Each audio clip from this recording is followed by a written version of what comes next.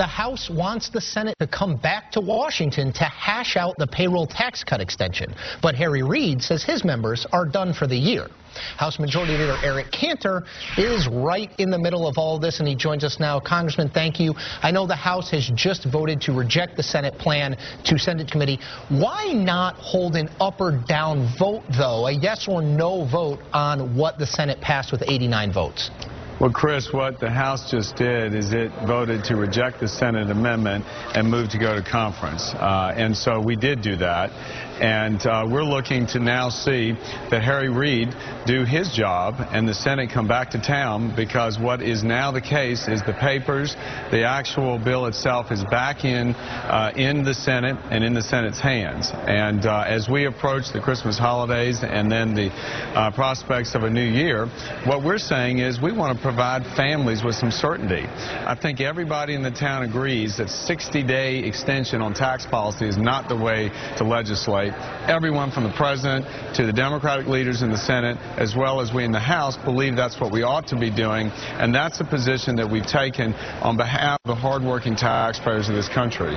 But, Congressman, I don't want to get too in the weeds here, but you did not, there was not an up or down vote. I understand what you're saying. Procedurally, you rejected the Senate bill, but there wasn't an up or down vote. A lot of speculation that some of your more vulnerable members didn't want to be on the record saying we're opposed to what is an extension of a tax cut. Does this not look like the same kind of partisan mumbo-jumbo that people are sick of, whether it's done by Republicans or whether it's done by Democrats? Chris, that's really a distinction without a difference. What we did is reject the Senate bill, the 60-day extension, and said we're for a year. Again, the president has said he's for a year.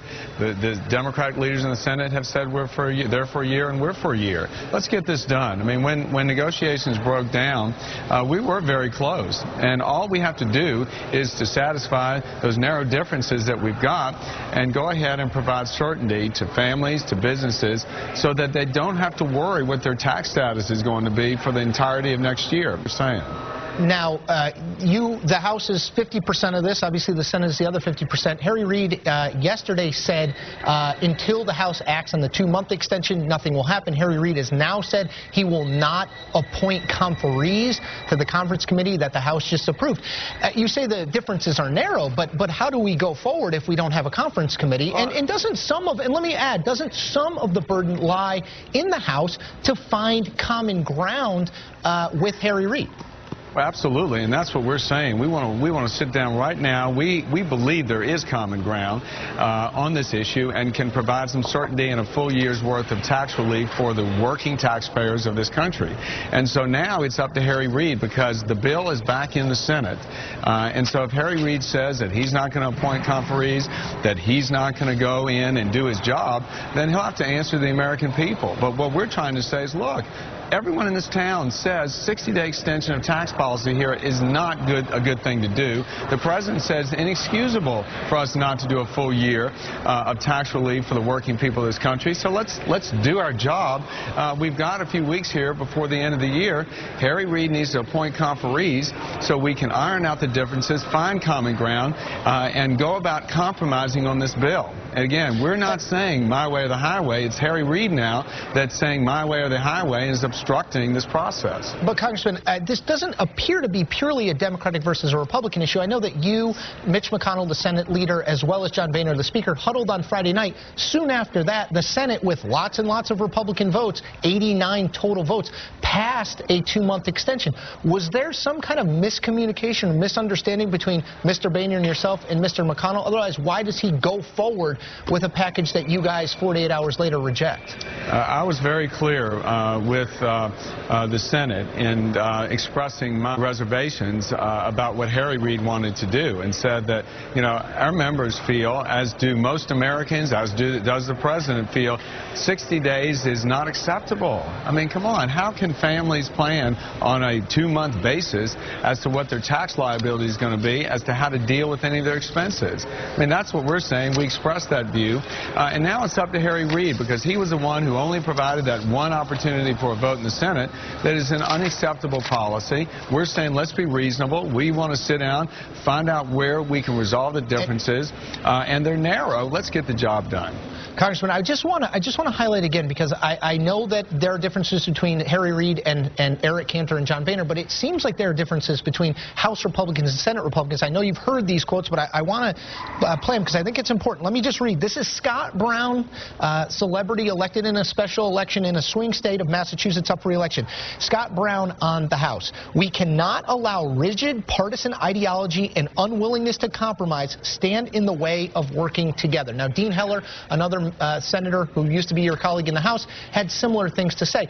Is this not exposing a fissure within the Republican Party here, with some people in the Senate, Republicans, disagreeing, not just Harry Reid, Senate Republicans disagreeing with the strategic tack you guys are taking on this? I don't think so, Chris, because if you look at what Senator Brown said after that in the same quote, is he said he supports going to conference and ironing out the differences.